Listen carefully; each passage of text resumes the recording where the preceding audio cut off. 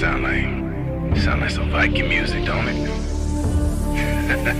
Yeah, gotta get it out the mud, that's the only way to win. Who am I to point the finger like I never ever seen? Been through the ups and downs like the letter N. They don't let you through the door, better kick it again. Cause that's the only way to win. That's the only way to go. Gotta get it out the mud, gotta get it out the flow. Cause that's the only way to go, let's go. Shooting lights out.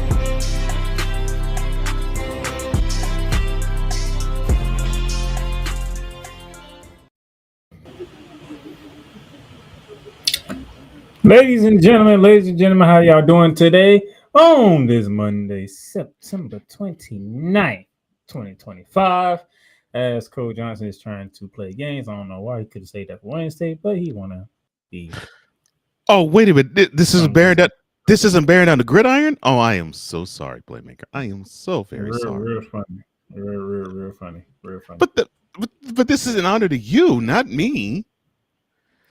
It wasn't it you that called your Florida head coach a smiling jacket? Saying that results basketball. Well, I don't know if you're. I don't know anything that pertains to basketball. Well, yes. The way he's playing, the way he's coaching, he ain't rebounding. he does nothing that pertains to basketball. That was the way he's coaching. He ain't rebounding well. Okay. We are a basketball show, not a football show. I am so sorry, Playmaker. That was unprofessional of me. Could you please find in your heart to forgive me? You always unprofessional. Wow. You slipping. Wow. I'm slipping? How? You slipping. How? Slipping. How am I? You want to do jokes all the time. Wait, how am I slipping? You want to be funny all the time. This ain't time to be funny. I'm always funny. You know that. You slipping. How am I slipping? I ain't DMX. I'm slipping. He said it because I used that against him last week. I'm gonna throw it back at your face. That's right. Talk about I'm slipping. Negro, Yeah. you slipping. You had to admit though, I timed that perfectly. You did. I timed that very perfectly. Talking about I'm slipping. So thank y'all for tuning in to Shooting Lights Out today. Mr. Johnson. Yes, sir. We have less than a month left before NBA is back. Actually, what? A little more than 2 weeks now? No, October 21st. Okay. Well, okay, a little more than 3, but still a little less than a month. You're right. That we'll be dealing with the NBA. Of course, we'll be seeing preseason games very soon. And we'll be seeing NBC plastered all over the place saying the NBA is back. And we'll be hearing the John Tesh theme every day before then. I thought you'd be happy. You wanted that back for the longest. Look, I love it, but it's going to be, how can I put this? You know the saying, too much of a good thing is just too much? It'll be like seeing every single clip Michael Jordan is on, or every single clip for you, Isaac Bruce is catching a TD in the Super Bowl. Every single football clip. Yeah. Every one of them. Big dogs in the building. What's up, Shane? The big dog Shane Lake, the producer. Oh, sorry. Since I'm slipping. The producer of the Snowman in the Morning Show, Big Dog Shane Lake, he says, well, I showed up at the perfect time. LOL.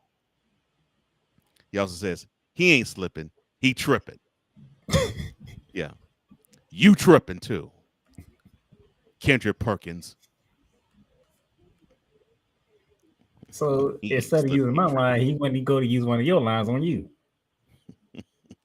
Kendrick Perkins, how can I say this succinctly? Oh, yeah. You tripping. Oh, Lord. Kendrick Perkins already. We didn't even get to the season yet. And you already going at Kendrick Perkins. I don't even know what he did. No. That was the line that he gets it from. Oh. But I know he's going to say something ridiculous at some point. And yes, this is my fellow Texas native.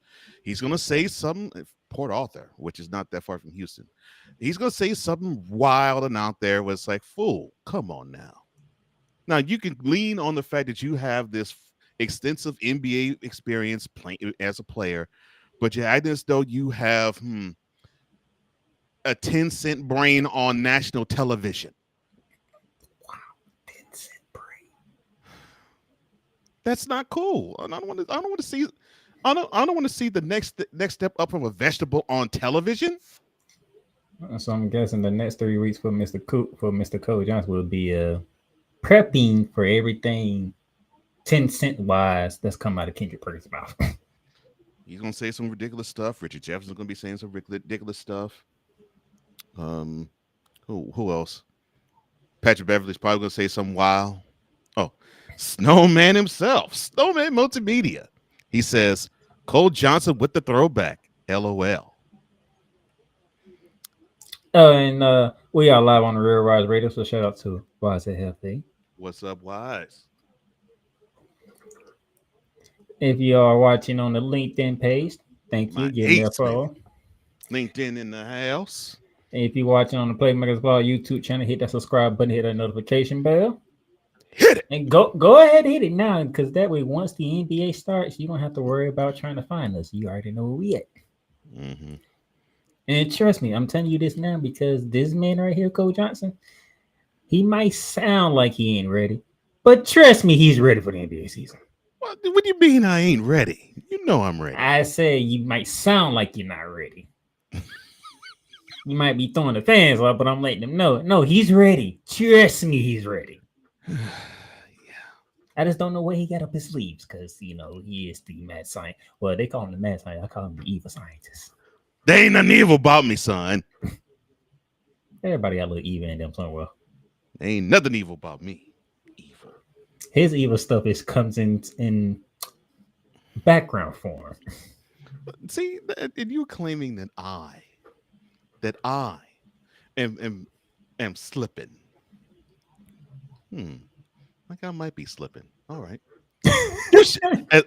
as my boy back in the H used to say, you show right. You show right. I already know what you got cooking, so I'm just sitting here like I just got to get ready. I just got to remind myself that when the season comes, I need to be ready for whatever he throws because he's finna throw out a bunch of stuff. Not at me personally, but for the world to see. No, I don't have to go at Playmakers Nick. Big Dog Shane Lake, he says, quote, 10-cent brain, close quote. It's more like $13.50 with inflation. Not 13. That man said 13.50 with inflation. Good gracious. That's one hell of a inflation. Yeah. Especially with his brain. Shane goes on to say, Cole is the mad magician because we never know what he's going to work out next. I'm still worried what he's going to do with our father O'Shaughnessy. LOL. Oh, no. I already gave it to him. Cole Johnson's next on the list? Oh, Lord. And you giving Kidder Purchase too much inflation credit. $13.50. All right. Per usual, if you haven't been joining us, if you don't know, we are covering the WNBA playoffs. We have one half of the WNBA Finals set. We need to figure out the other half. And we're going to be reviewing both of those series in this one. But first, what we like to do here, we like to go around the world of basketball, which we call Around the Hardwood, and give you all the news and notes from, the college, maybe, NBA, WNBA, Olympics, whatever the case may be. So, Around the Hardwood we go.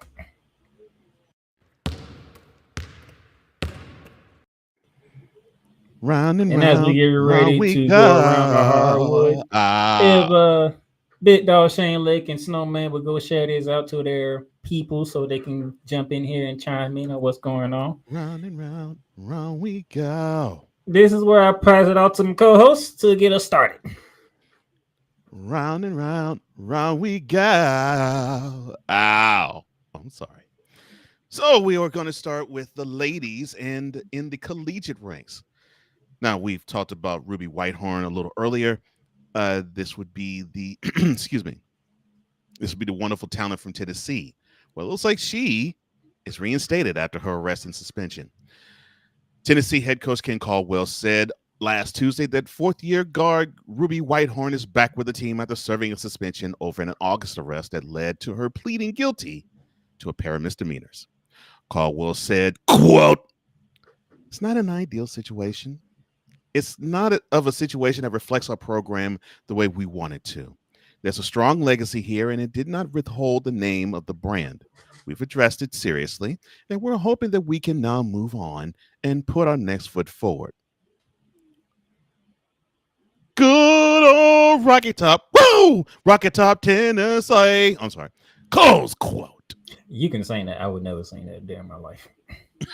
I know you won't sing it. That's as far as if y'all want anything, any show that I'm part of was somebody singing Rocket Top, it would be him, not me. Because I know a Gator would never do that.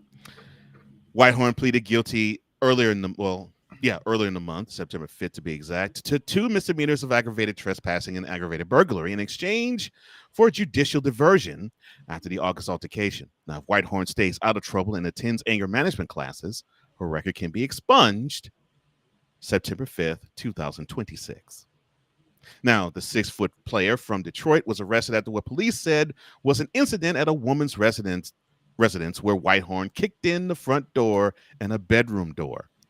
Whitehorn reportedly told officers that she was getting her property back after the woman took her phone and passport and then locked the door. She was suspended after the arrest. Your thoughts on the reinstatement of one Ruby Whitehorn? That tells me Whitehorn has been following procedures. She's been doing what she needs to do. And now she's reinstated because guess what? Tennessee, the Lady Vols are going to need you this year because we have no idea what this season is going to look like in the women's game. Yeah. We will tell you one reason why that's going to be a little later in Around the Hardwood. Whitehorn started 28 of 34 games last season for the Lady Vols and ranked 4th on the team in scoring, averaging 11.6 points. And she began her career at Clemson, where she started 62 of 66 games. Now, she helped the Volunteers go 24-10 in Coach Caldwell's debut season. The Lady Vols lost to Hook'em, Texas, in the Sweet 16 of the women's NCAA tournament in March of 2025. Now, from the collegiate ranks to the pros.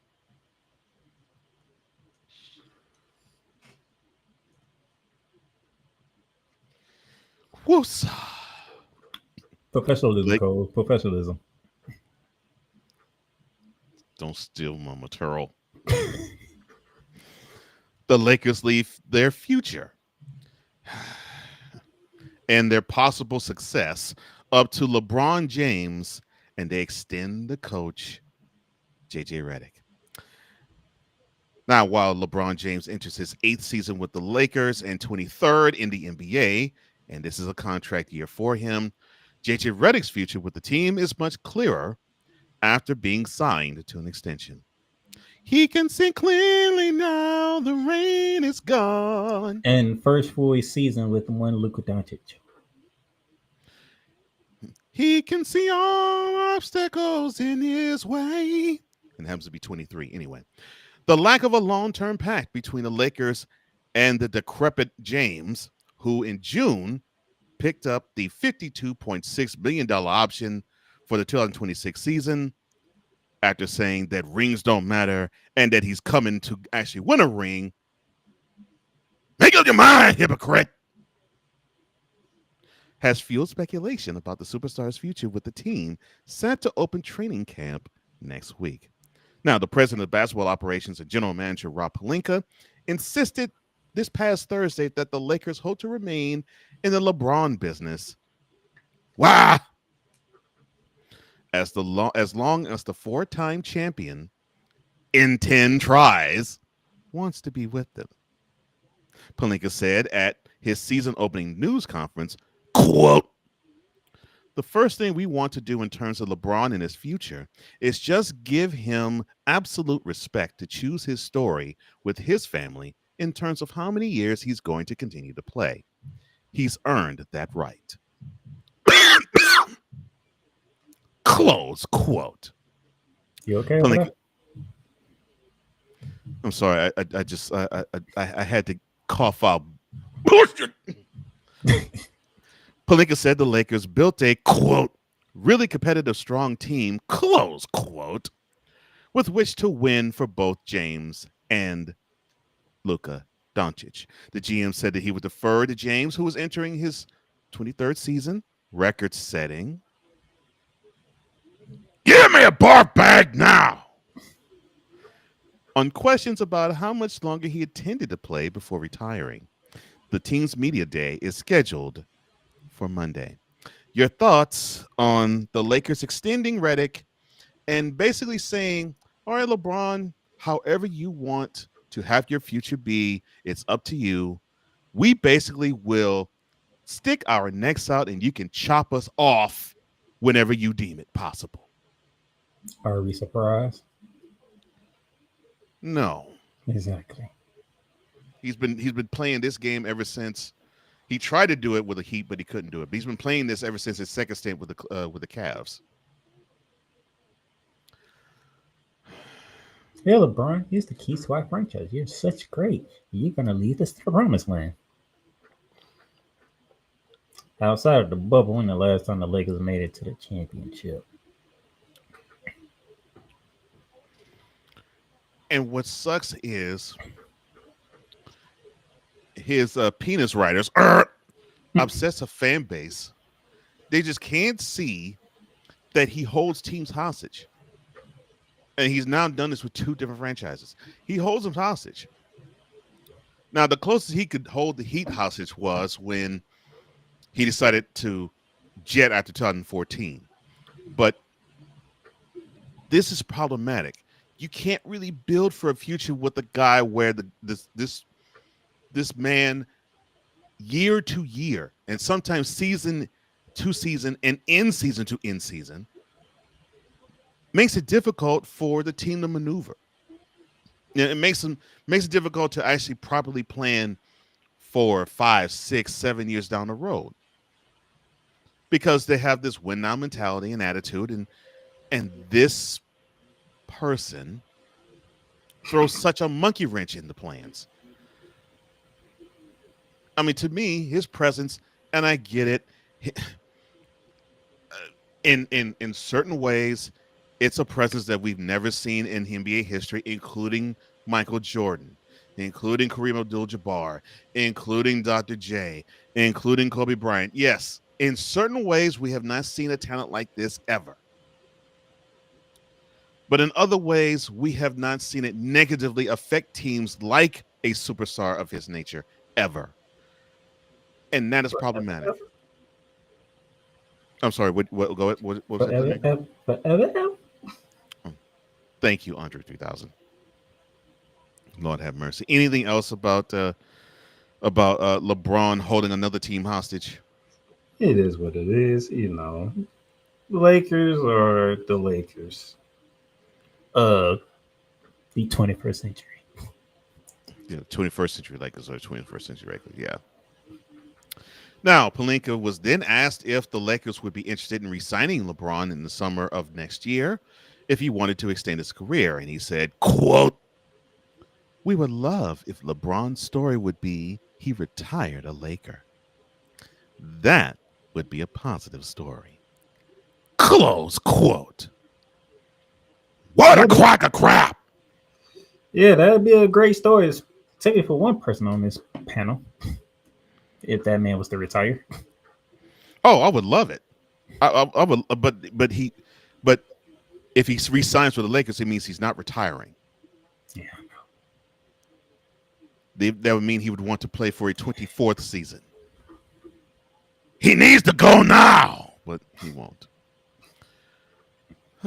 From a guy who has overstayed his NBA welcome and a coach that actually resigns to unfortunate news in the NBA as well. We'll go up to the Pacific Northwest, where Scoot Henderson unfortunately tears his hamstring, and he will be gone for a month at least, up to 2 months. The Trailblazers said on Friday that their guard suffered a left hamstring tear during an off-season workout earlier in the week. Now, he's expected to return to basketball activities sometime around November, according to the team. Now, the number 3 pick in the 2023 NBA draft, he averaged 12.7 points, 5.1 assists, and 3 rebounds in 66 games last year for Rip City. Your thoughts on Scoot, unfortunately, pulling the hammy? Take your time. Take your time. It's been a lot of hammies getting injured in this month. Well, not that I want to see. It don't even matter what sport it is. There's a lot of hammy injuries going on. Well, actually, I don't want to see anybody get injured, any body part. But for the longest, at least for all of this year, it seemed like the injury du jour was Achilles' heels. Now we're seeing less of them being pulled. Well, shout out to you, Najee Harris. I'm so sorry you pulled yours. But it seemed to be every basketball player known to man was pulling Achilles heel injuries. If you stop wearing tennis shoes and wear high tops, you won't have a problem. I'm sorry. I'm so sorry. Woosah. Professionalism, Cole. Professionalism. These youngins are being stupid. These YNs are being stupid. Professional, Cole. But it sucks that Scoot is having his hamstring injury. And yeah, and I agree with you. Just take your time, man. Take your time, and hopefully it will be well worth coming back when you're fully healed and healthy. Remember, Scoot, it's 82 games, not 17. It's 82 games. You got time. Wow. Yeah. And here's a bright spot for you. You hurt yourself probably at the best possible time, because you could miss the most insignificant part of the NBA season. You'll be able to sit back, kick back, and relax, and watch the most insignificant games being played in the NBA Cup. And then when the finals happen, and they pass, and we get back to real basketball, then you'll be able to hit the ground running. Isn't that great? See, look at that. A silver lining already. You was terrible. Why am I terrible? You was terrible. Oh my God. You did not have to say none of that. Why am I terrible? I didn't say anything horrible. I didn't say anything injurious or nefarious or heinous about him. I said he got injured at the right time because of the NBA Cup. You don't see what's wrong with that picture? I didn't want him to be injured though. But if he picked the right time to be injured, this was the right time. Oh my God. This was the right time. I can't reach you. Well, speaking of people who are oft injured, from one who will be out 1 to 2 months to two that might be out 1 to 2 years. Let's go to Philly, shall we? Not 1 to 2 years. There is no return timetable for both Joel Embiid and Paul George. There isn't a definitive timeline for these two to return from their respective knee surgeries, both players said this past Friday at the team's media day. Embiid said he feels, quote, pretty good, close quote, but he's taking it day by day and checking boxes as he progresses toward a return. Guess what box you're going to be checking from now until April? I'm not playing. I'm not playing. I'm not playing. I'm not playing. Oh, you'll check another box. How are the sideline threads? Not sideline threads. He went on to say, quote, there's not necessarily an expectation. It's more about making sure everything is right and doing everything right and then go from there. Obviously, the goal is to play consistently and not be the position that we were last year. Close quote. How about the goal for you is to play? Just do that. Play. Play. Play. You know, like what you tried to do in Paris Last summer, I said tried. He got a gold medal for his efforts. Yeah. Gold medal. He did okay at certain spurts, and the French people booed him severely. But I digress. He was limited to 19 games last year because of his ongoing left knee injury and a foot sprain, officially shutting down his campaign in late February. That's a lie. He shut that thing down before he injured himself. He averaged almost 24 points per game, his fewest since the 2020 season, and 8 rebounds. And he was, of course, coming off of his MVP candidacy. And that was also the fewest that he ever had in rebounds since 2017. He underwent arthroscopic surgery on his left knee in April with a reevaluation of timeline in 6 weeks.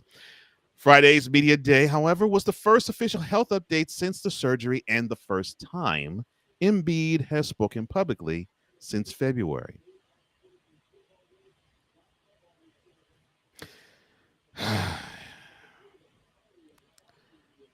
I got so many things I can say about Embiid. I'm going to stop. Now, one Mr. George underwent an arthroscopic procedure on his left knee in July after suffering an injury during a workout and was expected to be reevaluated this month. He played in just 41 games last season after signing a 4-year, $212 million maximum contract with the Sixers in the summer of 2024. The 9-time NBA All-Star dealt with a number of ailments last season before receiving injections in his left adductor muscle, and left knee, shutting down his season in March. Now, he said, quote, "I'm getting better and better, feeling stronger and stronger. This next couple of weeks is very important, leading into the start of the season, opening night, all that stuff. All I can do is just focus on doing that day after day, taking it one day at a time. I do think I will be at a good place, hopefully, earlier than later." Close quote. The 6'8" forward averaged just 16.2 points last season, his fewest since his 6-game 2015 season. Now, George has played more than 56 games in the season just once when he signed that contract to be a Clipper. Now, your thoughts on how can I put this in the nicest way possible? Your thoughts on the perpetually injured Embiid and George. I'm going to regret this because I know how you and Snowman are, because I know Snowman is listening. And y'all like to take things that I say and turn them into what y'all like to call masterpieces. Oh, I would never do such a thing. So this team right here is called the 76ers, right? That is correct. They are. I'm about to rechange their name. To what? The Philadelphia Clippers.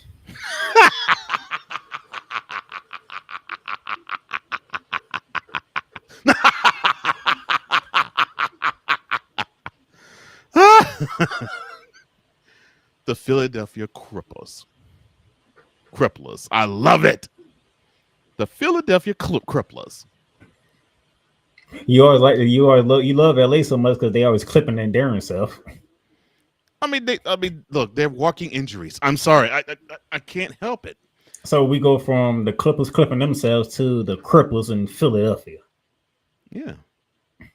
And you know what they both got in common? Paul George. Mm-hmm. Well, if that's the case, and look, shout out to you all in Philly. Philly is one of my favorite cities in the country. So you all know I'm saying this with love. The 76ers should change their logo from the basketball and the cute 76ers logo that's painted in red and white, red and blue. No, I think they changed it back to the old logo, which is like about time. Mm-hmm. Yeah, the white basketball with a blue outline with 76ers in red and blue. No, that's the one they used last year. I'm talking about they're going back to the one. I think if I remember correct, they're going back to the AI 76ers logo. Oh, okay. Well, then they're going to incorporate black too in it. Okay. Well, that's not the old. That's actually newer. But that's okay though. That's just fine. You could change those logos and put in place, how can I put this? 2 crutches. That'd be perfect. Because that would fit the 76ers beautifully. 1 crush for Embiid, 1 crush for George. That'd be perfect. We finna hit October and there's no timetable for their return. Yes, I know. That's messed up. So we're more than 3 weeks from when they will tip off for the first time for real. And the 2 biggest players on their team, they have no clue when they will be actually on the court. That is problematic. And speaking of problematic, the president of basketball operations, Daryl Morey, had this to say about the team in itself. Quote, I think we will get to a resolution in the next few days, hopefully. But we're excited to bring back Quentin Grimes, obviously. We're excited to bring him back. It's a part of what we're trying to do now and into the future if we can get things resolved. Close quote. Well, Daryl, can you get this one thing resolved? And that's actually watch the games. You know, because when you were playing the similar role with the Rockets, you actually admitted that you didn't watch games. You just picked players and analytically decided, okay, they make sense, but did not watch the product on the court. Actually do the 76ers a favor and watch the product. Oh, but that might be too much and too right for you. Well, but you know what? On second thought, no, don't watch the product. Just hold Embiid's and George's hands in the hospital. That'll serve you well. I'm through talking about these fools. From the East Coast to the West Coast we go. And Snowman, if you're still watching, your team is up. Gary Payton II, D. Anthony Milton, formerly of the Philadelphia 76ers, how ironic, commit to the Warriors. Free agents, Gary Payton II and D. Anthony Milton join Al Horford on Sunday in committing to the Golden State Warriors, sources tell ESPN's Sam Sharani. The deal will be made official following a final decision from restricted free agent Jonathan Kuminga. Keep that name in mind. Jonathan Kuminga. Oh, yeah. Kuminga has an October 1st deadline, Wednesday. Oh, real soon. To accept Golden State's qualifying offer for next season. The Warriors also reached terms with second-round rookie guard Real Richard. See if those of you remember that name. I do. On a 4-year deal with 2 seasons fully guaranteed. Good job, Will. Good job. You got 2 years fully guaranteed. Proud of you, sir.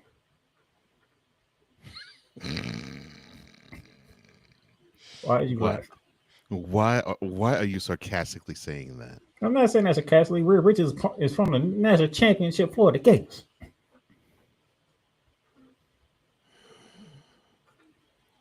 That's wonderful.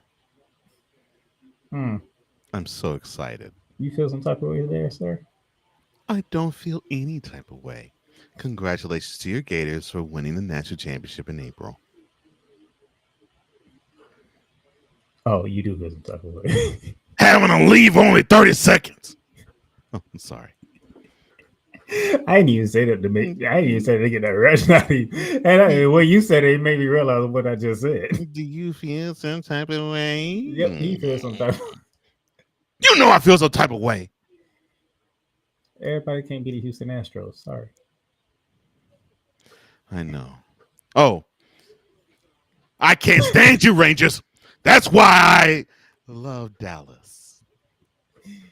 We ain't talking baseball, sir. Bring really back in.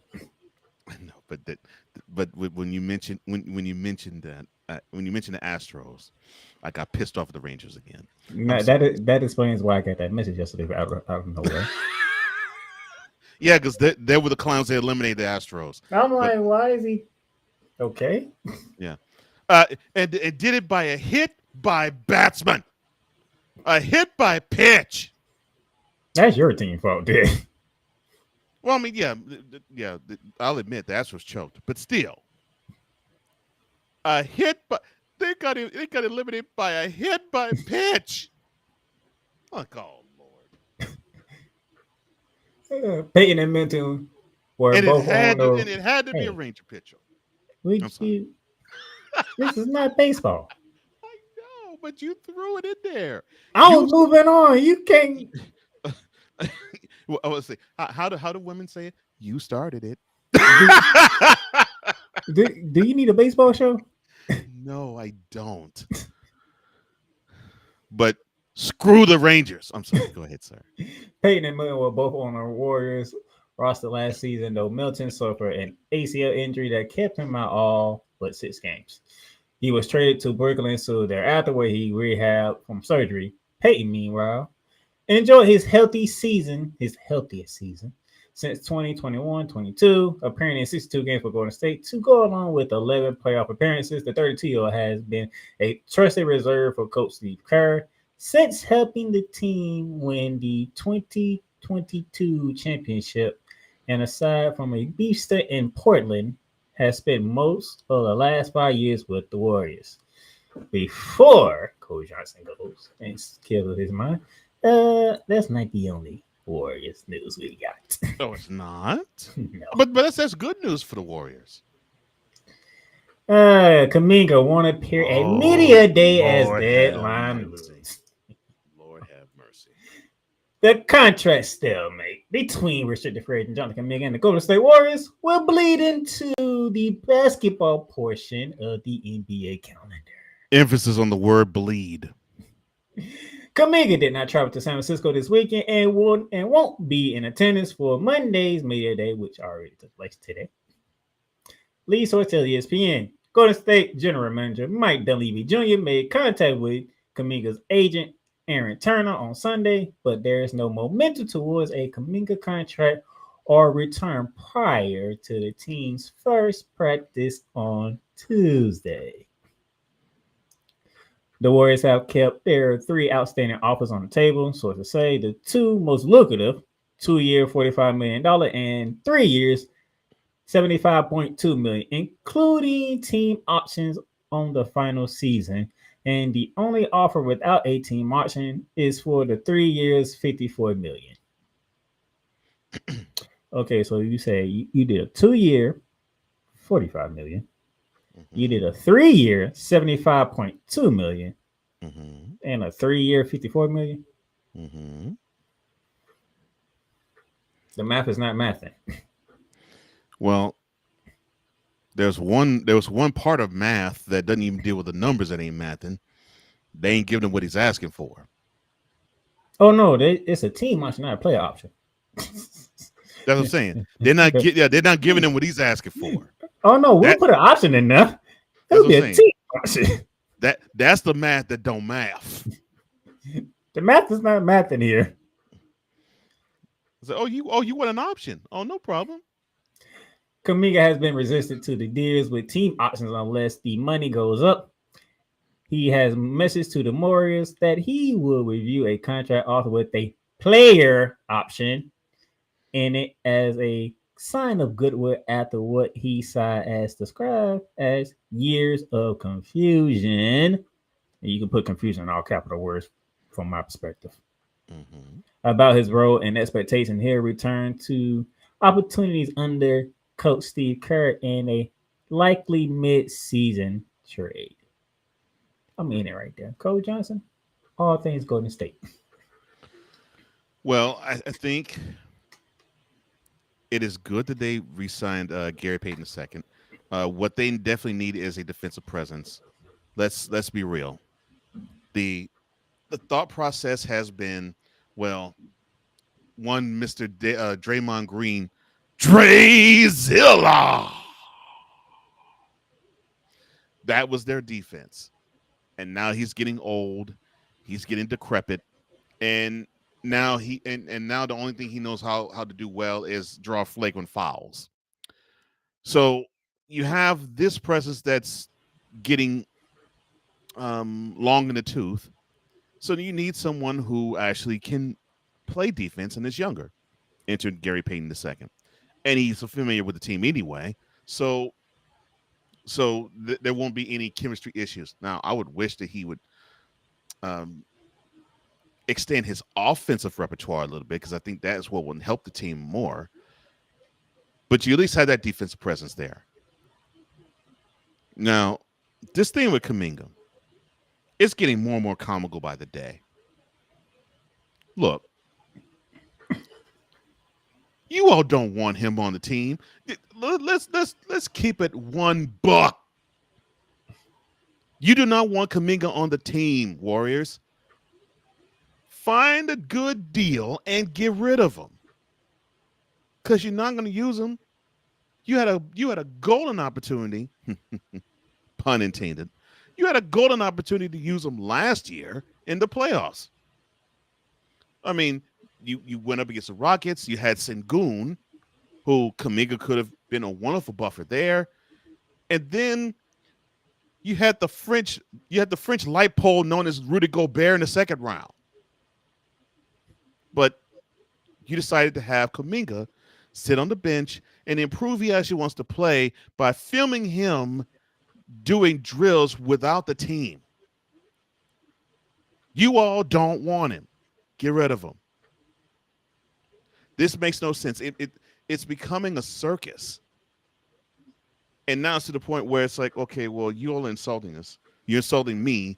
I'm asking for the deal that I want, and you all are playing. Look, give me somewhere else.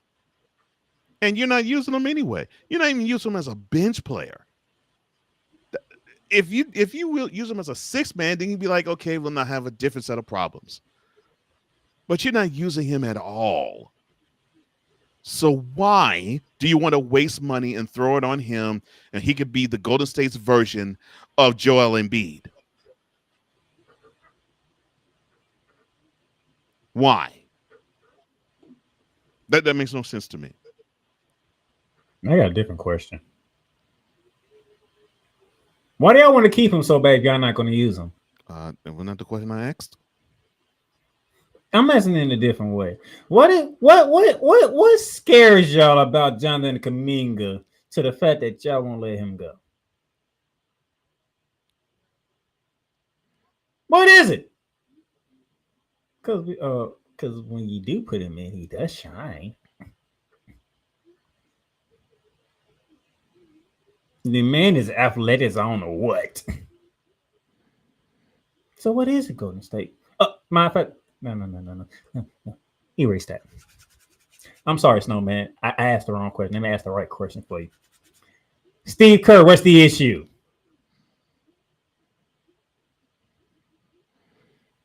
That's right. I'm putting that Steve Kerr, because Steve Kerr is the one making these decisions on who gets playing time. What is between you and Jonathan Kuminga where this man can't get minutes?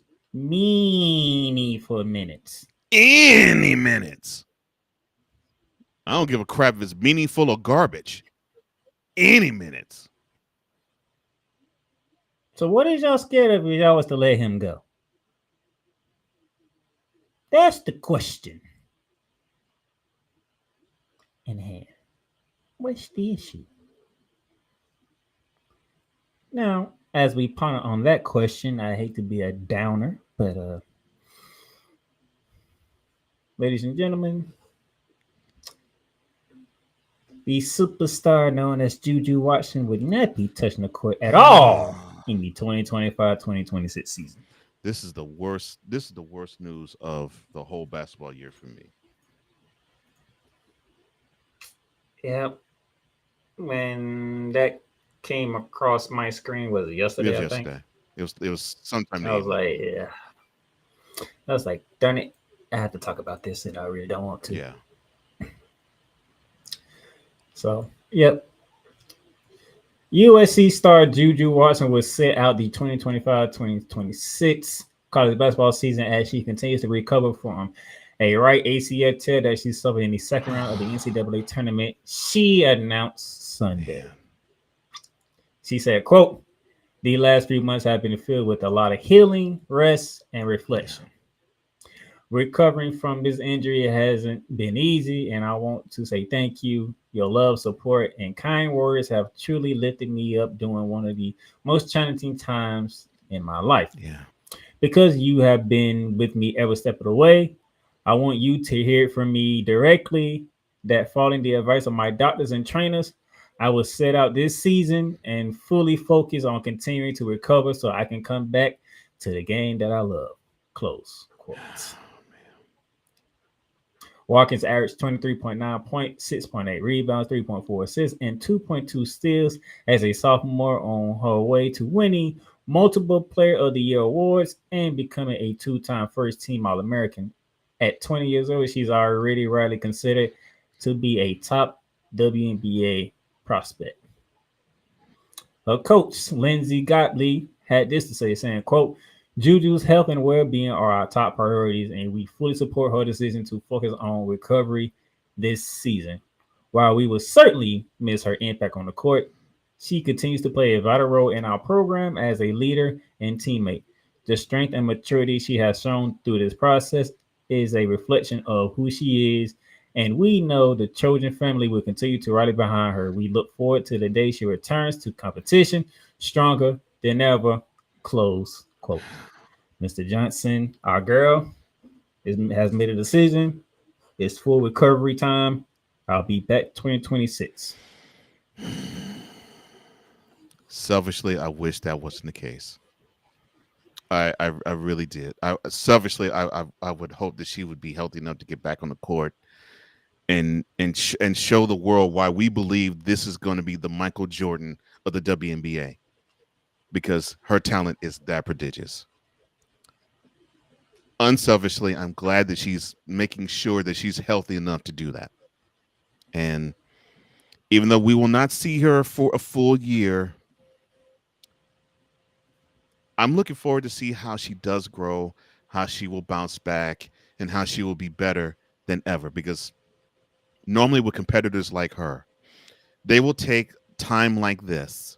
They will focus on things that probably have been said that they couldn't do, or was unable to do, or was ill-equipped to do, and then they'll show a whole new side to them. So from that vantage point, I am looking forward to see how she does grow from this injury, because she will be growing from it. I know she'll be coming back. She'll be better. She'll be stronger, and she will be, to me, more of an indomitable spirit and a presence on the basketball court. Because I know I speak for Playmaker when I say this. The moment she touches a WNBA court, it's her world. And I mean that's just how cold her game is. So Juju, take your time, girl. Take your time. Do whatever it is necessary to strengthen your knee. Tweak whatever you think is missing in your game, and show us all that you are the best player. Show us that you're the best player, man or woman, that the game can produce today. And I know you can do that. I know you're up to the challenge. Juju, I'm with you. And Cole, with me, because anytime I see a player take a serious injury, I always say full recovery. I never say speedy recovery. I say full recovery. Yeah. And you have decided to go on the full recovery path, which I am thankful for, because I want to see you back despite my hatred for USC. And Coach Johnson can verify that. Mm-hmm. You, the only thing that I like that comes from the Trojans. So you get fully healthy, and when November of 2026 get here, I look forward to you taking the court and watching some Trojan basketball games. Yeah. It's going to be beautiful.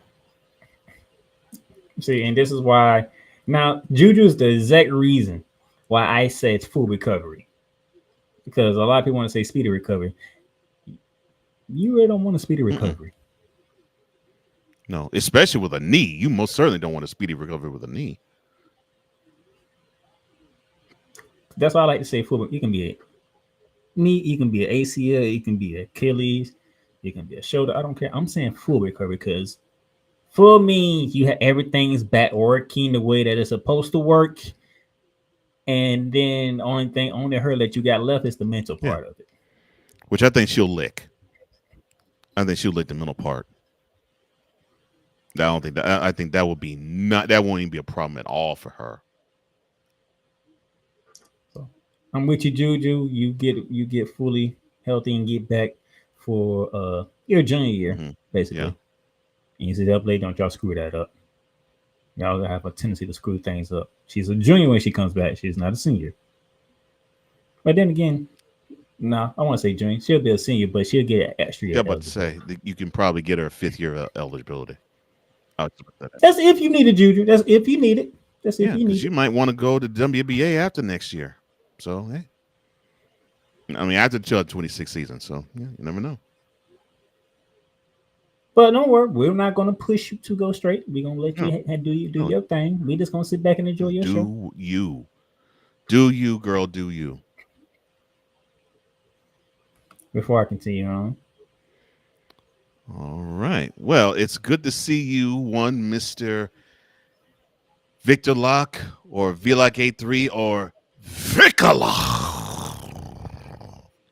He says, good afternoon, gents. Good to see you guys. Mr. Playmaker and the EP of EPs, Cole Johnson. He goes on to say, we talked about this last night because we were all looking forward to Juju playing this season. Yeah, we were. He says, as sad as it is for her to sit out this year, she'll be 3 times more dangerous when she comes back.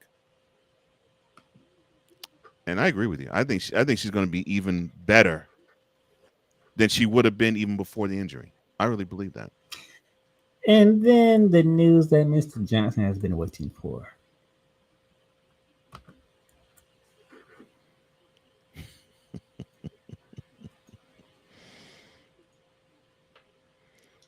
The GM of the New York Liberty has spoken about the surprising move that had taken place.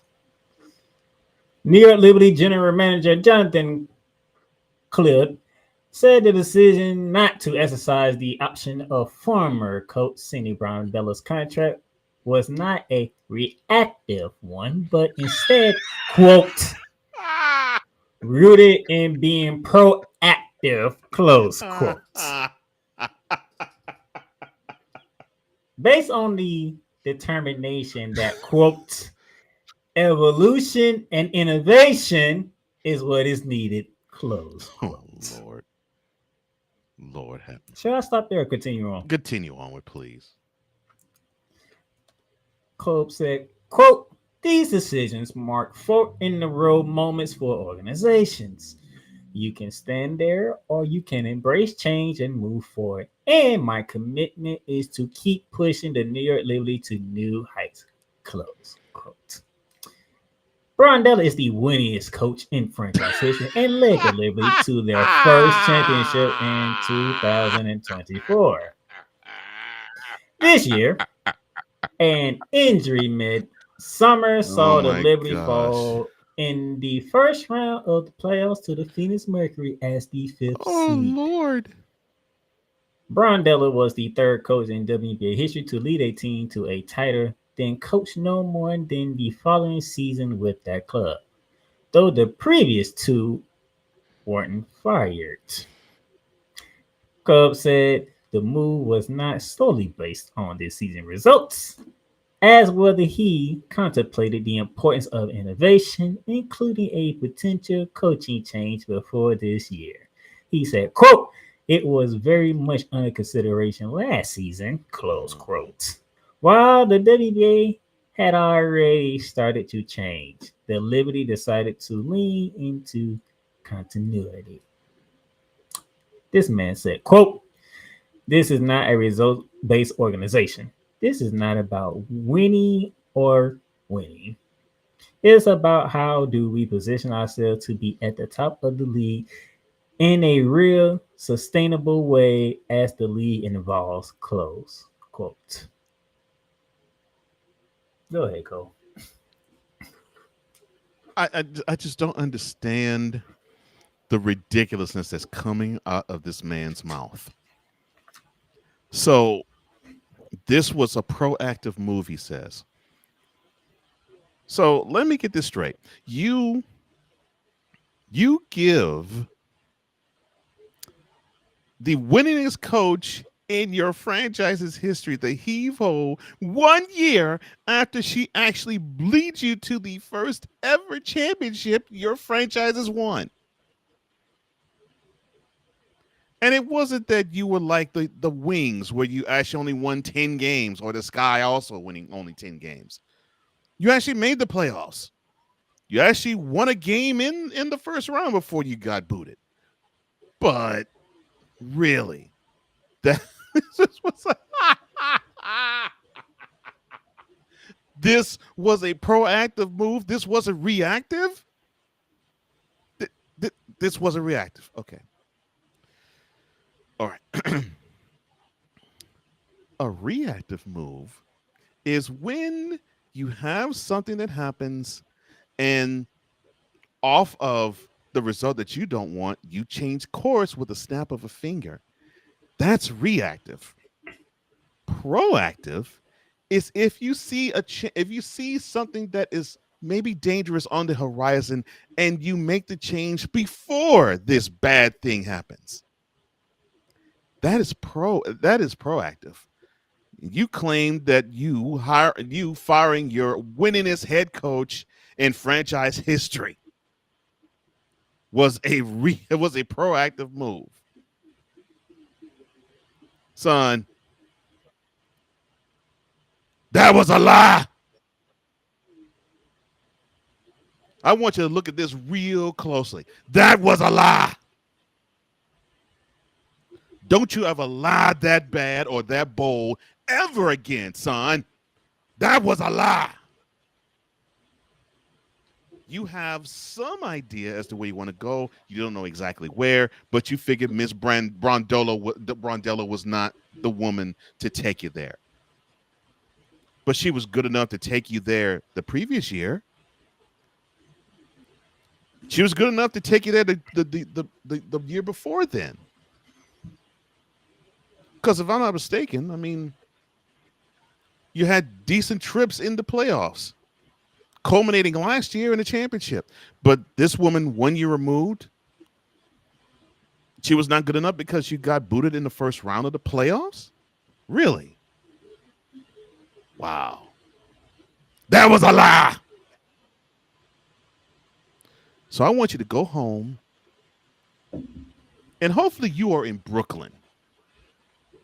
I hope you go home, you sit down, and you really think long and hard about the ridiculousness that came out of your mouth in saying that you made a proactive move in firing the winningest coach that your franchise has ever had in its 29-year history because you felt as though moving forward without her was the move to go. Stop lying. So I want you to go home. I want you to sit down. I want you to see this. And I want you to see the 4 words that are in my screen. That was a lie. And you, sir, are a lie. I'm not even a Liberty fan, and I'm ashamed of you. And look, you should be put on the middle of Barclays Center Court. Have Ellie dance like Mary J. Blige, and in either one of those ridiculous moves where she either flings her arms or kicks her legs, she actually kicks you or smacks you. And you feel it. Because for some reason, I think you made a move that was that stupid. I would rather Ellie actually run the team than you.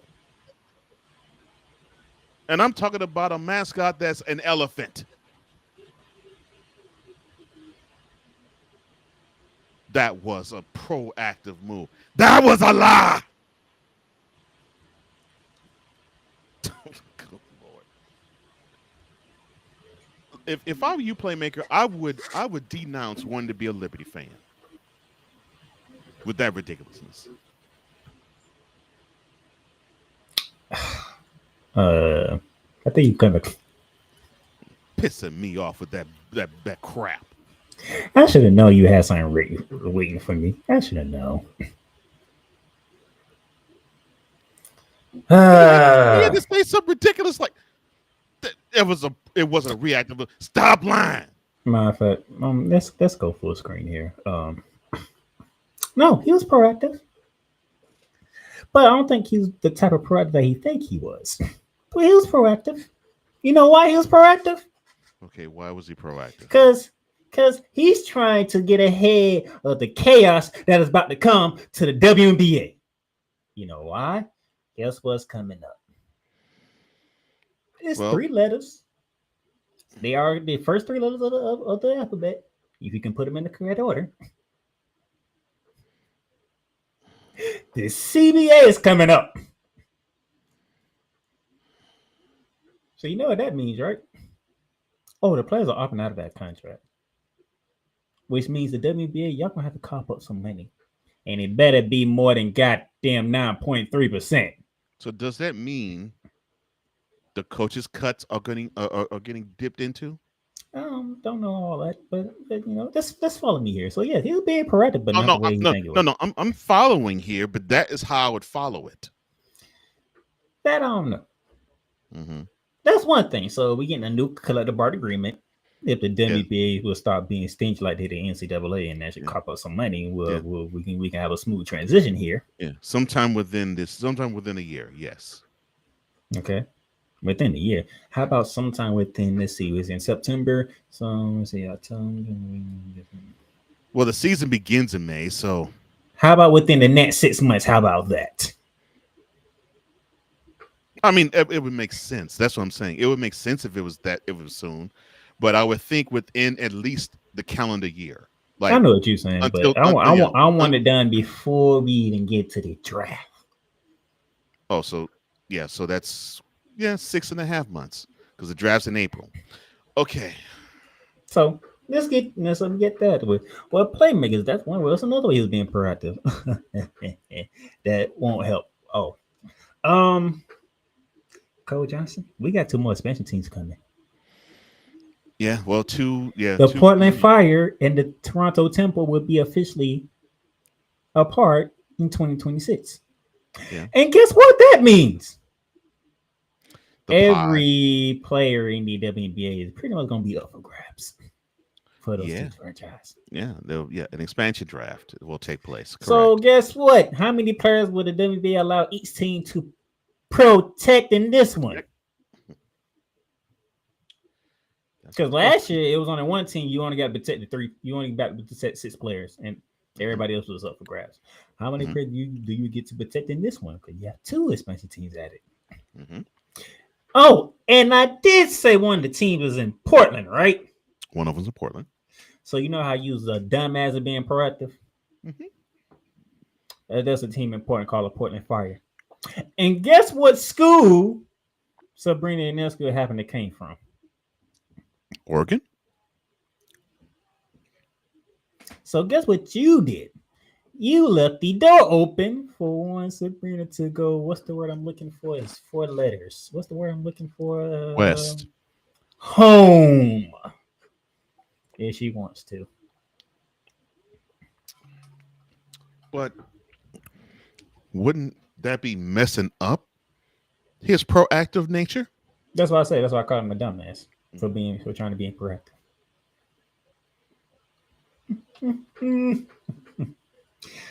So I don't know the fullness of all this, how this going to play out, but for New York Liberty fans,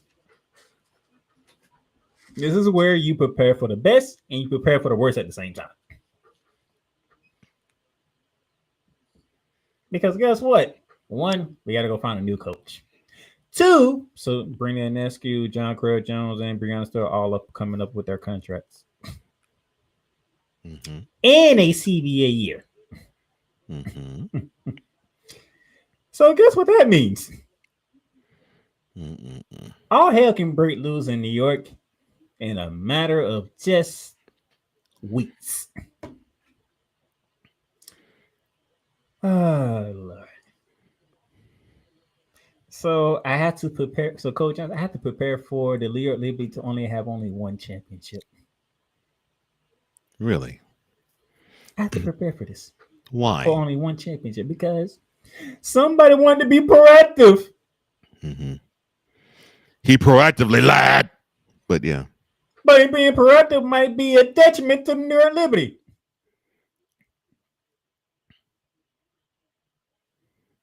Yeah, that's a shame. And plus the fact that we had Natasha Cloud in that CBA contract coming up, which means her future with New York Liberty is up in question too. Mm-hmm. And if that's the case, that means she didn't even get a chance to play with Benanja Laney Hamilton. Could you imagine the New York Liberty fully healthy? And you might not be able to imagine it. Fully healthy with Benanja Laney and Natasha Cloud leading the defense?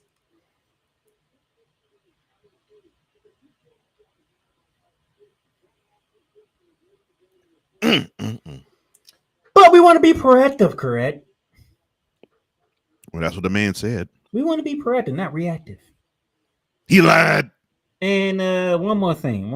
This is the most. If you don't take nothing else from what I said, this is the most important thing that you need to hear from me. Coach Johnson, you heard me say this before, so it shouldn't be a surprise to you. New York Liberty, you did it to yourselves. Well, you ain't lied. You did it to yourselves.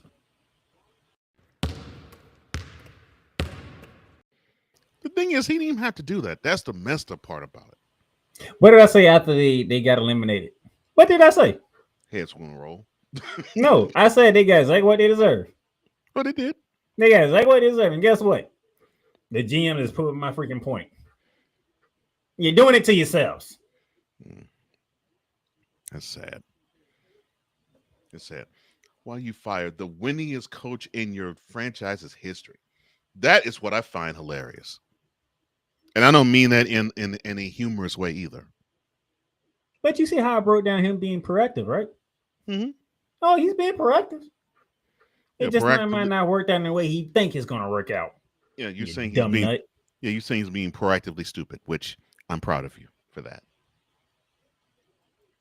Commercial break. Let's go to break. Hey, Eagles fan.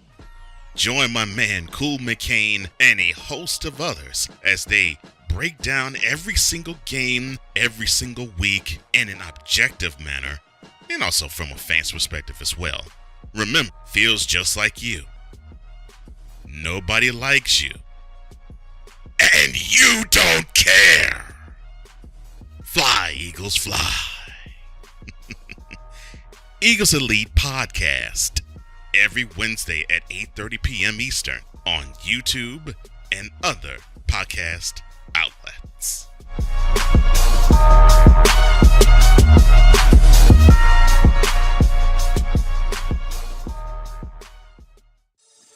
Shop hats and official sports gear at Lids. Lids is the leader and #1 destination for hats, gears, and everything that moves you, making it the perfect shop for fans to find official sports hats, merchandise, and gear. Represent your team, your town, and your style with a snapback adjustable fitted hat or beanie from thousands of college and pro teams. Browse the very latest sports jerseys and t-shirts from the best teams out there. Lids has officially licensed professional and college sport team apparel and hats featuring the hottest brands and trends. Shop online or visit one of the 100 stores across the country. Locker Rooms by Lids. The Big Ten. You can say you're not impressed. You can say you're not happy. You can say all these things, but no, whatever the case may be, the Buckeyes are on top of the football world. And it's just where it is. The SEC. And what does Georgia do? Well, as a team that has a championship pedigree would do, they came out full guns blazing, just like a tested SEC team would do. And Big 12. That team right there that is ranked 15 that put up 45 points. Yes, sir. They were picked dead last at the beginning of the season. The ACC. Starting with the biggest name first. Chapel Bill now. It's no longer called Chapel Hill. It's called Chapel Bill because Bill Belichick is now the head coach of the North Carolina Tar Heels. The CLP rankings, do away with that. Right. Do away with it. Bring down the gridiron on the Playmakers Blog Network YouTube channel and where you can find podcasts. Sports fans are gearing up, whether it be for the madness of March, whether it be for the Super Bowl, or even a little thing called WrestleMania. You can get all that at Fanatics, where they have a wide selection of gear from every league, including the NFL, the NBA, the MLB, the NHL, the NCAA, and the WWE. So go on and show that pride, that passion, that dedication fan that you are by whipping your team, your league, all your favorite players. Fanatics, official license, everything. Rams fans all around the world. It's a beautiful thing to be a Rams fan right now. Stafford's back. Running back Kerryon Williams to a return. Lend me your ears, or should I say lend Playmaker your ears, as he breaks down week by week everything in the Los Angeles Rams canon. Number 99, Aaron Donald. Can't wait for 2029 to come to know that you are going in the Hall of Fame, and it should be first ballot, no questions asked.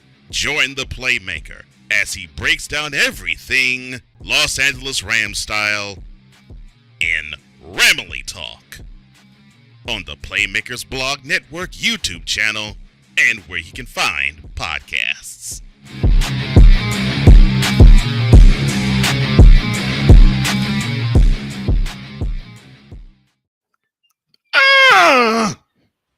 And welcome back to Shooting Lights Out here on this Monday, September 29th. Man, Cole, and 2 days we'll be in the 10th month of the year. It's crazy to think, isn't it? In two days. 9 months of 2025 has gone by. Oh, and Victor decided to cheer you up. Oh, Victor. Victor, the epic man of the Snowman in the Morning Show as well. He says, on the bright side, the Texans beat the Titans and shut them out. That gave me severe joy. Supreme joy. And then he went back to cussing me up because what happened in San Francisco. They only had one job. One job. This is how bad it is in Houston right now. He's mad that other teams are winning. They only had one job and them lousy suckers failed. You need to talk to somebody else on that one. A home L to the Jags? Really? You know, you need to go talk to somebody else about that. And not me. Well, I know you're happy. And I know why you're happy. I'm not happy. I picked the 49ers. What are you talking about? You're a Rams fan of more than anything else.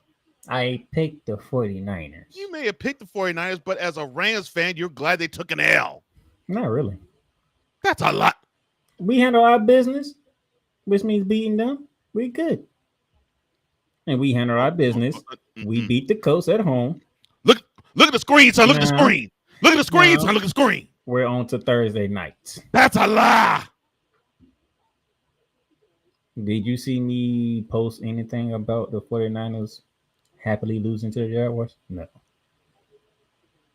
I did say they got a massive. I didn't happily. I said Jacksonville got a massive win, which is true. Yeah, it pissed me off. You might have pissed you off. Didn't piss me off. I mean, You should have gone to the Bay, took an L, and they decided to get a W. I don't pray on the downfall for other teams. Okay. No, but you do pray. But you do pray for your divisional rivals to take L's whenever they can. Not really. No. That's a lie again. No, I don't. Why is you lying in front of the people? Why? You don't hear me sitting here going crazy because the 49ers was 3-0. Hey, they 3-0. It is what it is. Well, they 3-1 now because them They're dummies 3-1. could. They're 3-1 because them dummies couldn't beat the Jaguars. See, you more worried about other teams in your division losing more than me. If we handle our business, we don't have to worry about the other three teams in my division. you handled your business last year. How far did your team get? Well, we got beat by Jalen Carter. What can I say? That's what I'm talking about. So you can, But it's not our division, though. no, but the goal is you win a division, get to the playoffs, and then you're supposed to have as high of a seed as you can in the playoffs to put yourself in the prime position for the Super Bowl. You only could manage the 3 seed, and you did a great job in the wild card round. You spanked the crap out of a 14-win Vikings team, and then the next week, 4 seed. okay, I'm sorry, 4th seed. Still, you beat the bejesus out of the Vikings. Then you advance and you played a pretty good game in the snow, but they couldn't stop Jalen Carter and they couldn't stop Saquon Barkley. See, if you was to use Cole Johnson's logic, that means I would have picked the Chiefs to win the Super Bowl, but I picked the Philadelphia Eagles. That's not my logic. My logic is I want every divisional rival of a team I root for to take as many L's as possible. I don't give a crap if my team is doing well or if my team is dragging them in the basement. See, that's what divisional rivals need to take as many L's as they possibly can. And thank you for your Colts. No, thank you for your Rams giving the Colts their first L of the season. They did their job. The 49ers failed. And that's why we have 2 different football philosophies. We do our job, let the cards fall where they may. The problem, though, is you can let all the cards fall where they may. You almost didn't let the cards fall where they may because you actually had to end up with the same records as the Seahawks. They beat the Cardinals. What do you want me to do?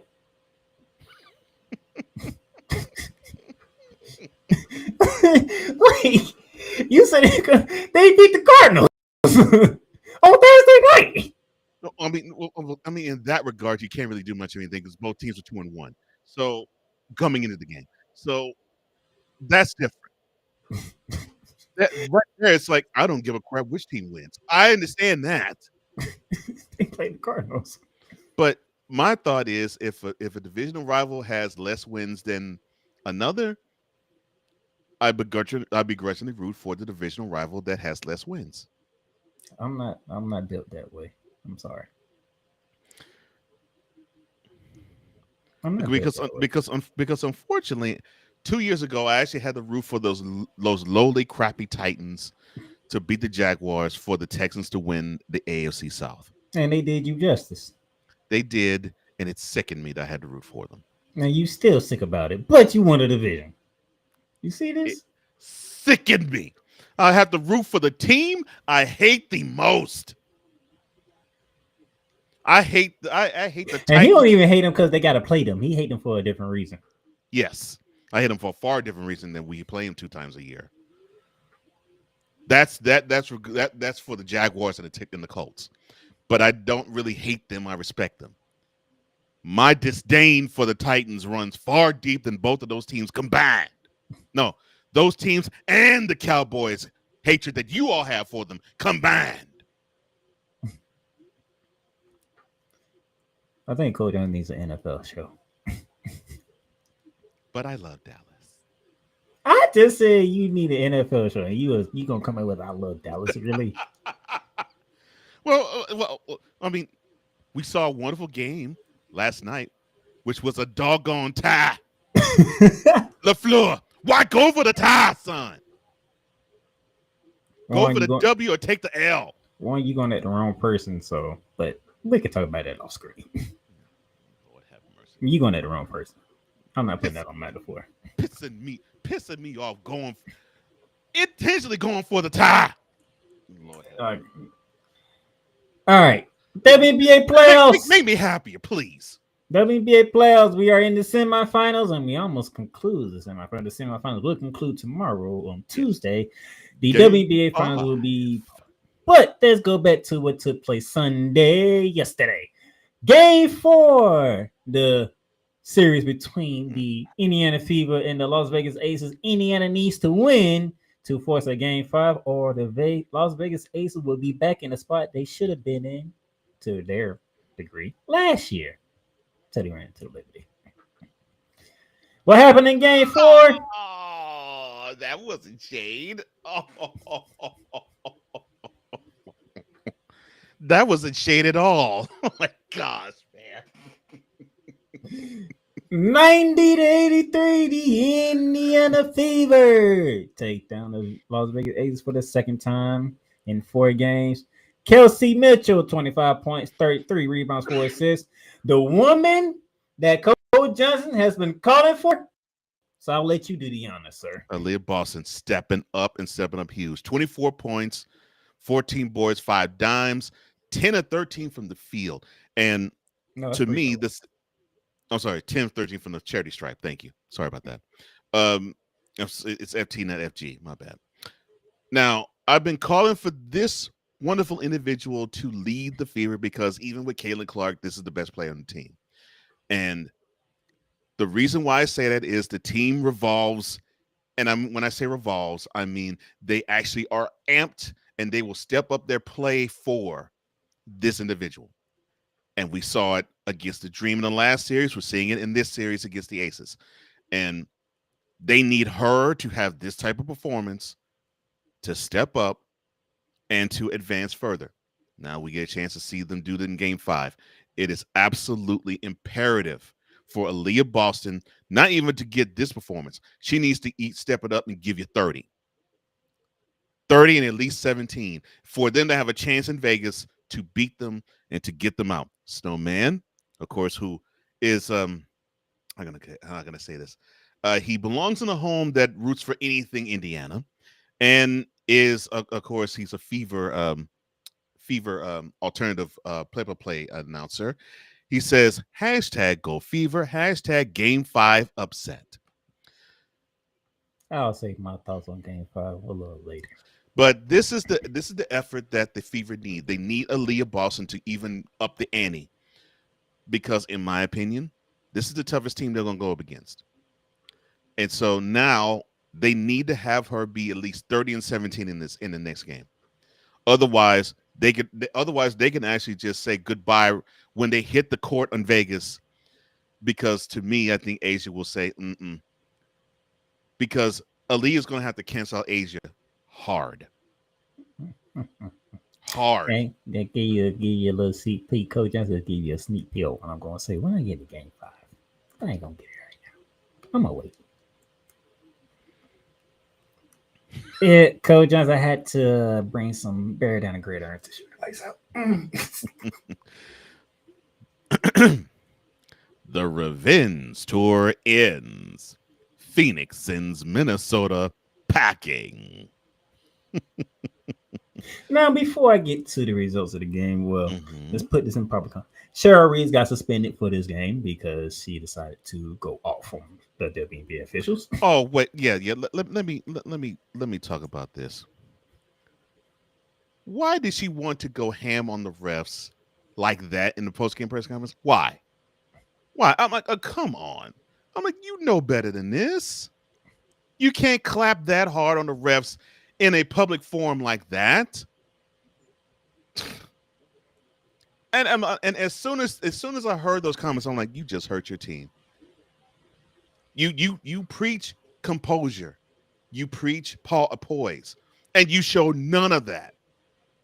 Like, so insult the injury, because Nafisa Kari got injured at the end of Game 3 and was to miss the following game.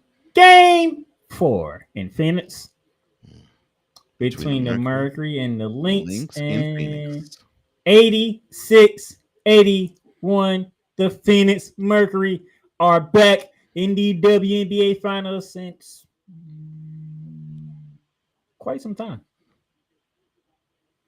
Alyssa Thomas, 23 points, 11 for 18 from the field, 8 boards, 10 assists. Satu Sabli, 21 points, 6 for 11 from the field, 6 rebounds, and 3 dimes. The Phoenix Mercury. And, okay. You know what, Coach Johnson? I'm going to let you go first since you're having fun with the imageries today. Well, it's unfortunate that the Lynx met their end with their revenge tour, that it ended a series too soon.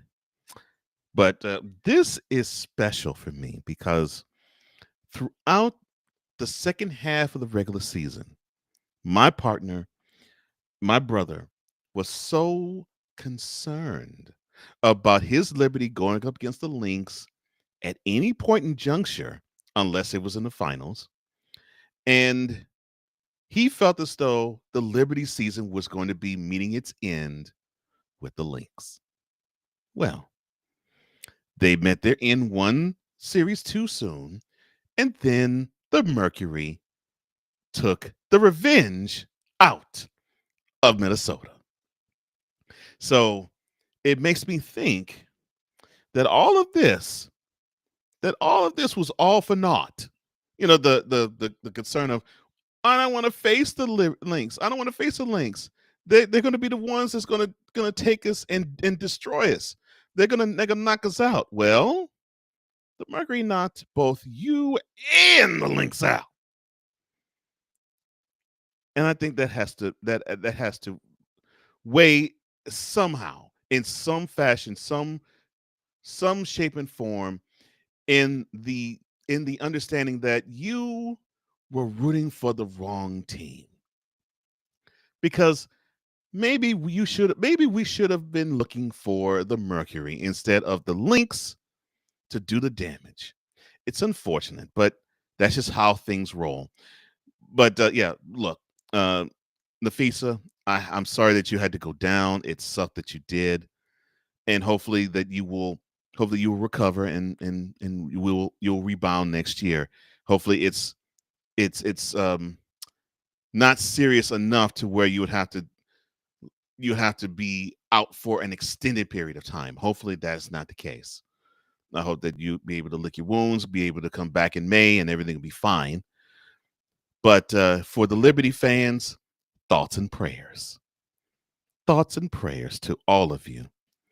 You all had a wonderful season. Now you saw your GM be ridiculous and fire the most winningest head coach in your franchise's history. You had a 1-0 series lead in the first round before losing to the Mercury, having them bounce your team out. We no longer got a chance to see Ellie dance like Mary J. Blige in the center court of Barclays. And we saw a team that bounced the team that supposedly had the revenge tour, and a team that had playmakers sitting sweating, dropping cold buckets of sweat for months at a time. And the Mercury knocked them out. So thoughts and prayers to your Liberty fan. Thoughts and prayers. I'm so sorry. I am so very sorry. Moment of silence for Liberty fan. Don't worry, I get him. I'm gonna get his ass back on Wednesday. I'm gonna get his ass back on Wednesday because he knows what's coming for him Wednesday. What did I say? What did I say? See, here's the difference. Coach Johnson, he wants to take things that somebody else says on a show that he does with and try to use it against him. Me, on the other hand, I watch the game, I study the game, and I pick apart why certain things happen in said game. What did I say? I didn't say anything So, injurious or what did I say? I'm gonna get your ass back Wednesday. I didn't say anything I'm gonna get bad. your ass back Wednesday. I can't wait for Wednesday. Wednesday's gonna be a blast for me. I was being respectful. I was being respectful for your Liberty. So listen, I mean, Minnesota Lynx fans. I fear that the Lynx are gonna knock the Liberty out of the playoffs. The Liberty gonna be knocked out of the playoffs with the Lynx. This is none of the exact words that I said, by the way. No, they might not be the exact words you said, but that was the exact sentiment. No, that's what you took from it. No, that's the exact sentiment. Those weren't the words that I used whatsoever. The Liberty gonna be knocked out by the Lynx. I'm like, oh Lord, come on, man. We should avoid the Lynx until we get to the finals. And by the way, so I can throw a quick shot back at him. Only one of us had Phoenix in our top 5 list at the beginning of the season. So okay, fine. So you had him in the top 5. And you went with the Dream instead. Yes, I went with the Dream. But look, the Dream was the number 3 seed. Unfortunately, they just couldn't seal a deal against the against the Fever. So Minnesota Lynx congratulations, fans. But congratulations to Mercury. The two-headed monster is actually proving dividends already in the first season. Yeah, so congratulations to you.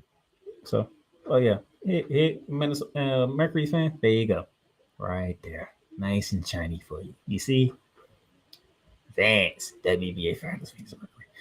Let me get to the Minnesota Lynx fans. I'm about to make Coach Johnson laugh when I say this.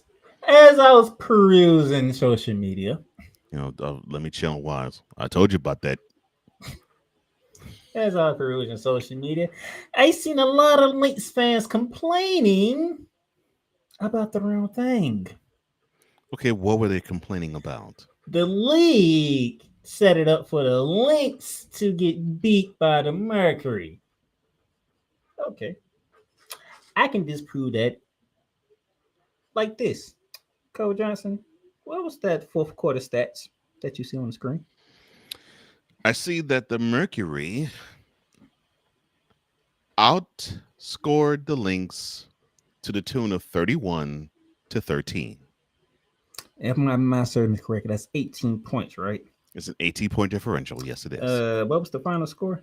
The final score was 86-81 in favor of the Mercury. That is a 5-point win. That is a 5-point differential of a victory. Yes. 5-point margin for victory. 18-5 is what? 13. So you're telling me that the Minnesota Lynx came into the fourth quarter with a double-digit lead? And walked out with a nail. Yes. And still proceeded to get eliminated. Well, they had a double-digit lead in the first quarter, too. So, yes. And they had a double-digit lead going to the fourth quarter in game 3. So does the league have the power to say, oh, Minnesota, yeah, but double-digit lead. Yeah, we got to make them lose. Well, that's what the coach believes. Isn't that what she was going off on? The team that had the number 1 seed throughout the season, the team where if you all were to survive everything, the buck stopped in the Twin Cities, and this woman basically ranted as if the league had it in for the Lynx. If my memory serves me correctly, Phoenix is not a real likable team for the WNBA, if I remember correctly.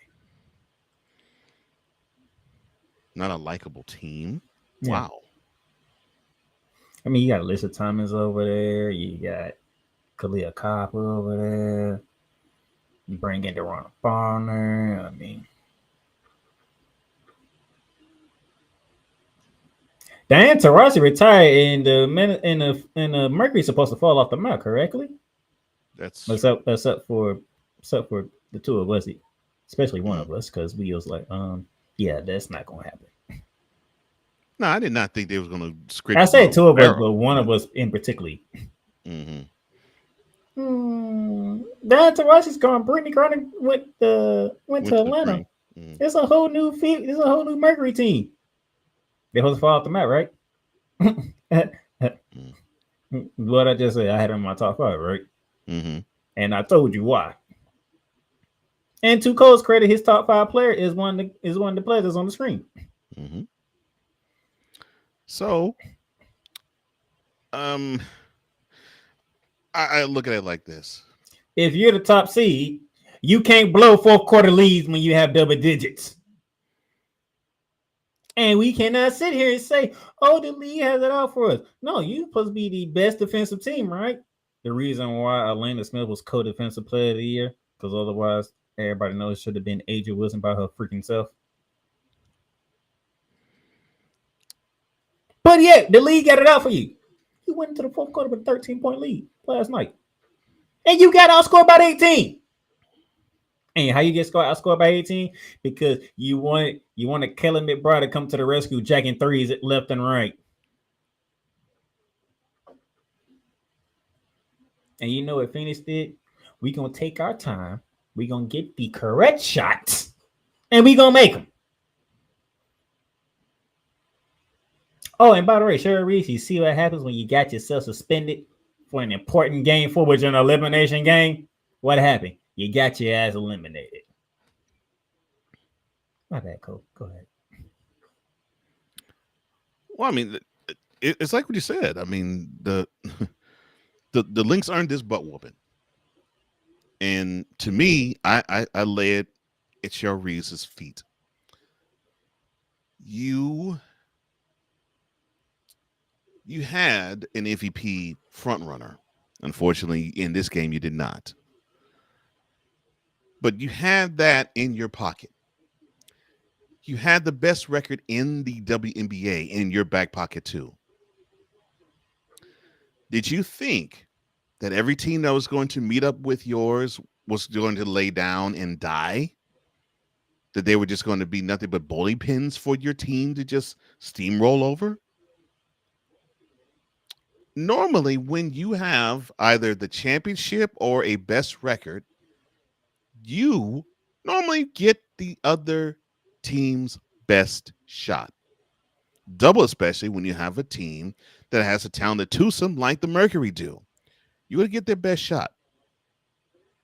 So when you know you're going to get their best shot, you have to step up and return fire and show us why you are the best team in the league. But what you showed was that you all do not have composure. It showed last year in the WNBA Finals. And it shows this year one round sooner.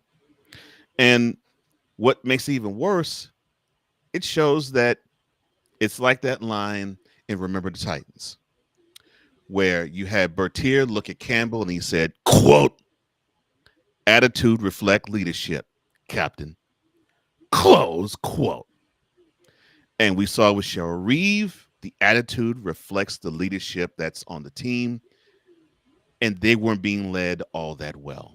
And it's unfortunate because that team's talented enough to actually win it all, but you didn't have it up here. And the coach didn't have it up here, and unfortunately, her ladies didn't either because they were following the lead of the coach. Sorry. That's just how it is. So those of you who want to say the lead is out there, Minnesota, I beg to differ. Because you can't have WG's leads in the fourth quarter and all of a sudden you collapse.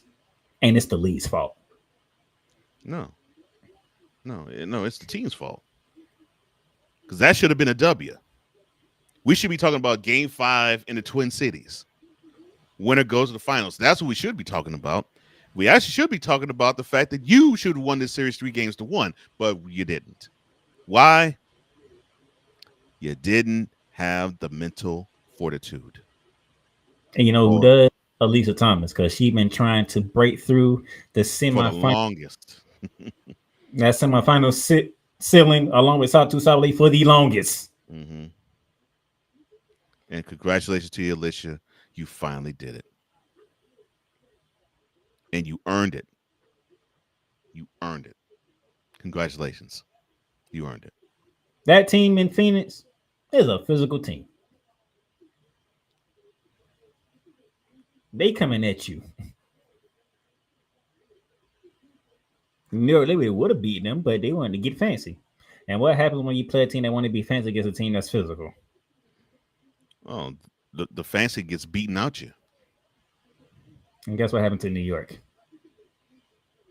Yeah, they just weren't woman enough. And you know why? Look at what happened in Game 2. Phoenix blew the doors off the Barclays. They dog walked them in Barclays. Yeah. Then you started to get physical in Game 3. Until the fact that only Sabrina Ionescu and Brianna Stewart are the only ones that showed up. And now the Minnesota Lynx. You got to the fourth quarter and you choked. Well, playmaker, you should feel better now. The Liberty lost to a wonderful team because the Lynx had a worse effort than the Liberty did. You at least took your team at least took the Mercury to the limit. The Lynx didn't. Y'all choke. Y'all simply choke. And it might be what you and Cole was trying to say yesterday. Maybe the fact that the Liberty got taken out probably took some edge off the Lynx. I think it did because you won't fight. You don't fight the same. And I said this last week. When Jerry West said when he won his first NBA championship in 1972, he said, in being interviewed last year, he said, yeah, it was cool to actually get the chip, but it was not the same because it wasn't the Celtics. He won it against the Knicks. It wasn't the Celtics. It would have been much sweeter and would have meant a whole lot more if it was against them. And you saw the Lynx. It didn't mean as much that they were playing against the Mercury as it would have been probably if it was against the Liberty. And I think, unfortunately, the way their mental acuity was wired, how it was set up, I think the Lynx would only play that inspired if it was going to be if the team that opposed them were the Liberty or the Aces. Outside of those two, they thought they could just simply get on the floor, roll the basketball into the court, and they can run any team out the gym. The Mercury proved otherwise. Congratulations to the Mercury. You're in the finals. Alyssa Thomas is going for her first championship. And in our first finals. That is awesome. Which brings us to who will be facing off. Well, it is a winner take all game 5 tomorrow, 9:30 ESPN Fever Aces in Las Vegas. And I know you're happy to see Aliyah Boston finally show up and do her thing. Yes. But when I heard that press coming from Asia Wilson, I think Aliyah Boston might have done something she probably is going to regret. Here and this is why I said that if Alicia Boss is going to really step up, she's going to have to bring one of those. She's going to have to bring a Shaquille O'Neal type of game back when he was back in his MVP. No, back in his 2002 NBA Finals run, where he averaged like some ridiculous stat line of 38 and 19. She's going to have to do that in this game just for the Fever to have a shot at winning. The reason why I say that because Asia Wilson was at that press conference and she re-edited what Aliyah Boston said after game 3, which was Asia Wilson got a special whistle. You know how many free throws Asia Wilson took in game 4? 0? 6. Oh, well, she still hit it. Well, I guess Aliyah was right. She got a special enough whistle to get 6 free throws. So guess what? I know Snowman. He want to be a homer. He want to be defending for the Fever. But I think Aliyah Boston might have done something she's gonna regret tomorrow night. Special whistle, right? Oh, I think Asia Wilson's finna come out on a mission. I hate to say this, but I'm gonna put it like this. Y'all better prepare because Asia Wilson, she might go LeBron James. Was it 2000? Was it 2000 and you're thinking 2012 game 6 in Boston? Yep. 45, 15, and 6. You might get that type of performance from the Queen tomorrow. And that'll bode well for Indiana. Yeah. 2012 Eastern Conference Finals. Yeah. Where LeBron scored 45 points, pulled on 15 boards, and gave you 6 assists. Yeah. And that's why I was saying earlier, Aliyah's going to have to give that type of performance just to cancel out Asia. Because I don't see the Fever coming out with a dub. I don't. But whoever wins game 5 depends on where the series begins. If the Fever was to win game 5, the road to the championship goes to Phoenix. And if the Aces win game 5, the road to the championship goes to Las Vegas. And it begins Friday. So when Friday hits, we'll know who will be playing for the WNBA championship. And it is a best of 7. And for the first time in the history of the WNBA. Which means you have to win 4 games to be crowned champion. Mm-hmm. We'll see who it is And then we'll be back next Monday to recap games 1 and 2 of the WNBA Finals, because game 2 will be Sunday. Mm-hmm. So, Coach Johnson, we're almost at the finish line of the WNBA season. Yeah. I mean, wonderful season. Wonderful season. I think we've seen a lot of more things change, more things stay the same type of thing, and I think we're going to see more of it from the standpoint of we're seeing the new guard come up with the Mercury, but we're seeing the best player in the game right now absolutely wrecking shop. I really believe that. I really believe we're going to see the best go up against the best in the finals, and it's going to be good to see how these women go at it in a best of 7. Now, do the Fever have a shot? Yeah, but Miss Boston needs to come up with that type of. I'll throw another reference out to you, Snowman. 1980 NBA Finals, Magic Johnson, 42-15-7. Aliyah has to come with that type of game, and I don't think she's going to.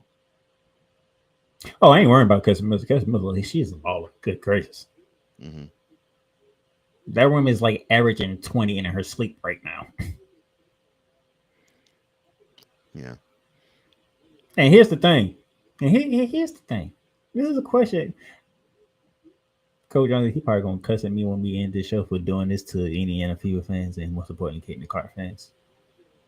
How would it feel if the Indiana Fever was to win the championship and Caitlin Clark was on the bench? That would be beautiful.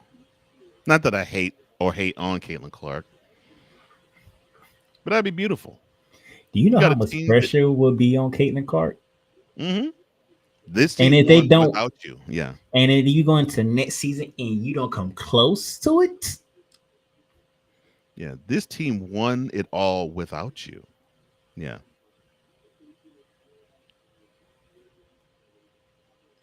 Sorry to do that to y'all, but how does it feel? But I had no choice. How does it feel? How does it feel? As we get out of here, that's Coach Johnson singing his head off. I'm the playmaker. We will see you next week as the WNBA Finals will be 2 games in. Yes. So where we're game 3 will be at, which city will be going to for game 3. Until then, enjoy the week, enjoy the time, and the liberty. You did it to yourselves. Thoughts of prayer. You've done good. You've done great. But you can't stop here. You can't stop now. You gotta keep going. Through all your trials and your tribulations, you gotta keep pushing. Now, finish your canvas. Yeah, gotta get it out the mud, that's the only way to win. Who am I to point the finger like I never ever seen? Been through the ups and downs like the letter N. They don't let you through the door, better kick that again. Cause that's the only way to win. That's the only way to go. Gotta get it out the mud. Gotta get it out the flow. Cause that's the only way to go. Let's go. Thank you for tuning in to today's episode. If you want to follow the podcast, you can follow it on all streaming platforms, including Apple Podcasts, Google Podcasts, Spotify, Stitcher, and a whole lot more. This has been Shooting Lights Out.